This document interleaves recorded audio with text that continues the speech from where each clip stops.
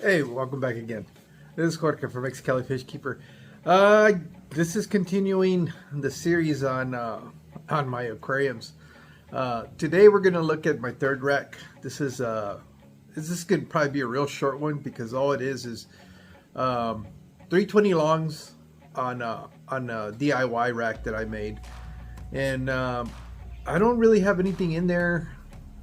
I guess you could call them display aquariums, but I don't know. This is the part where I need to start deciding what I'm going to do with some of these aquariums.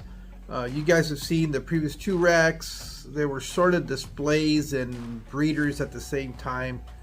I think what I'm going to do is I'm going to end up picking a few of these aquariums or a side of the fish room where I think I'm going to dedicate them as kind of like display tanks, where I'm going to try to do a little bit more of the aquascaping in them, and then these other ones will eventually become I guess breeders. And although I'm not necessarily breeding for maximum, just to have more fish. Really, that's really it. So my objective is not to maximize the survival rate. That's what I was looking for. More than anything else, is just to know that I can breed them and stuff like that. But then again, what I'm currently breeding, most of it is pretty much set it and forget it, because they're live bears. So what I'm going to show you guys is this rack behind me. I'm trying to work a little bit with the lighting to try to narrow, eliminate some of that glare coming off of these. Hopefully this will be a little bit easier to see. And again, the only thing I've done of these so far is really a water change. I need to go. I was gonna trim them up and make them look nice, because I do need to trim them. But I think it's a more realistic view if I show you what it actually looks like in its current state. Maybe later on in some videos you'll get to see it where it's a little bit more manicured. But I want to show you what my fish room actually looks like if you were to come on any given day. So let me go ahead and turn the camera around, show you that, and get started with that. So here we go. In here I have some ambulia that's growing out in there. I want to say this is some rotala and some hygrophila. And then down here I have some dwarf, it's escaping me right now. I don't know why I can't remember what it is. But nonetheless, that's what's in there. Again, this is one of the ones that I really want to be able to enjoy. These are some of the guppies.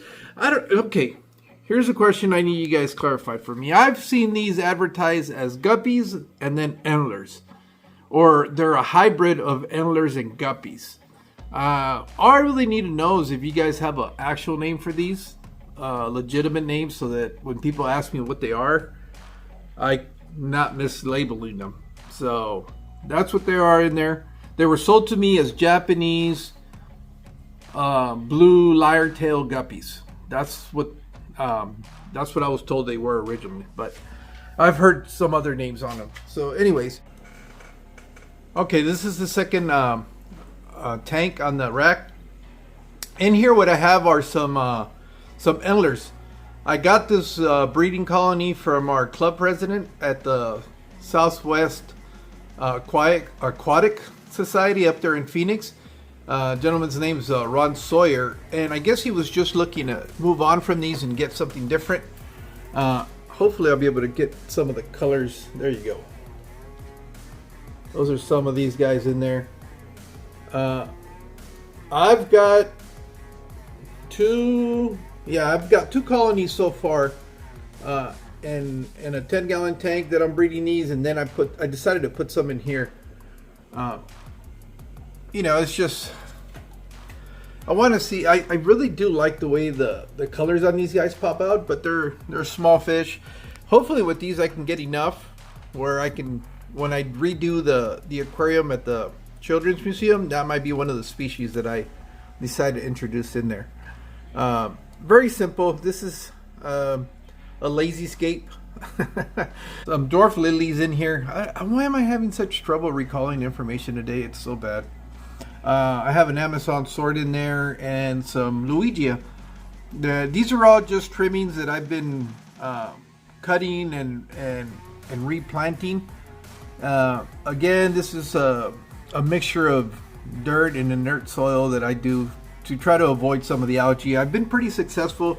I don't have any algae problems on this one, not like the one on top, and it's just kind of been going since I've set it.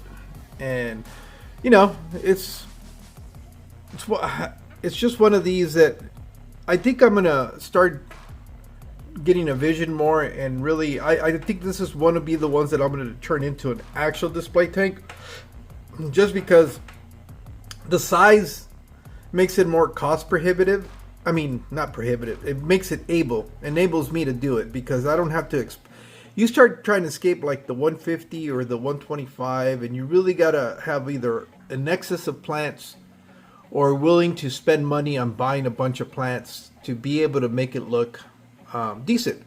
I think now with the plant growth that I'm getting and the trimmings that I am, if I sit down and really think this out, I can do some pretty cool stuff with this size aquarium. Other reason I like these 20 longs is because just about any light can work on them, because they're not as tall. So most of these, you know, lights that are out there are going to do a good job of getting down to the bottom of the aquarium and helping you grow those plants. So basically par. You don't have to have a high par light to be able to grow stuff in these aquariums. That's why I really like these 20 longs. It gives you a little bit more of a, you know, landscape view to be able to see too. And the depth on these could be better. Maybe 4 extra inches if they were that, you know, a little bit deeper. 4 inches, you could actually do some pretty interesting stuff, but it's still better than the regular 20 tall. So that's what I got in here. Again, these are the guys that are in here. I really like the color combinations on these guys, and they're blue line endlers, I believe that's what they are. And but again, these guys are bringing up a storm. I've got 2 colonies now that I've got going, and I think they do pretty well in a small display tank for a nano tank. So let's go down to the last one down here. All right, this is the 3rd tank in the rack. This is the one that gets a little bit forgotten just because of where it's located. You know, the problem, one of the biggest problems, is that I need to get rid of the floating plants on it, because it makes it hard to look inside. And you know, if you can't see what's in there, you tend to forget, and at least in my case. So I really don't like having aquariums this slow, but I do it because it allows me to have more tanks. It would be dead space. I think ideally I wouldn't go any lower than this one here, because this, even if I'm sitting at the desk, is at eye level, and that one, if I'm standing, I can see straight into it. This one, even though it's up off the ground about 9 inches, it's still a little low, and it gets forgotten a lot of the times. In here was one of the projects that I was trying to figure out how to line breed some guppies. Problem is, like I've told you guys in the past, all I have is a PetSmart, and anybody that's bought guppies at PetSmart, usually you never get the females for the males, especially like, unless they're just regular fancy, or what, you know, some people refer to as mutt guppies. You're only going to have the males. So I took a couple of double ear mosaic guppies that they were selling, some of the better ones, and found some females from other tanks, and you can see what's going on. Some of these females were obviously already you know, impregnated by other males, but that's okay, because I can call out of here. I'm trying to see what it is that I want. I'd like to get a little bit more of that mosaic on the tail, but you know, it's a work in progress. It's just kind of a fun little side project that I've been working on. Obviously, one of these females had snake skin genes in it, because you can see some of the guppies with that. There obviously that one had some antler genetics in it, so it's kind of a little project that I'm kind of playing around with. Again, it's planted, but it's not.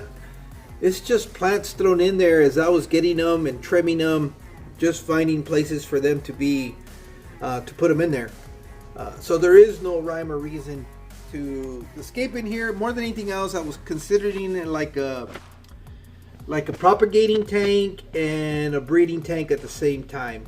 But that's all that's in there. So, nothing special. But I mean, most people wouldn't think it's special. I really like them. I like the coloration on these. I still haven't really picked out which genetics I want them to pass on. I definitely want to get some of the Dumbo ears, and I'm noticing that a lot of these males don't necessarily have that genetic. So I need to start separating from the young fry that are in there, removing them out of that aquarium, growing them out, and see what comes out of it, and then selectively separate and start breeding whatever traits I'm seeing in there. So that's pretty much it. Like I said, this was going to be short and sweet because this is the third rack in the fish room, and there's only 3 racks in there. I guess the only other thing that's going on here, let me see. I guess let's look at this. This is a bucket. Now this bucket, I am trying to. I've got scuds in here. It's kind of like my infusoria.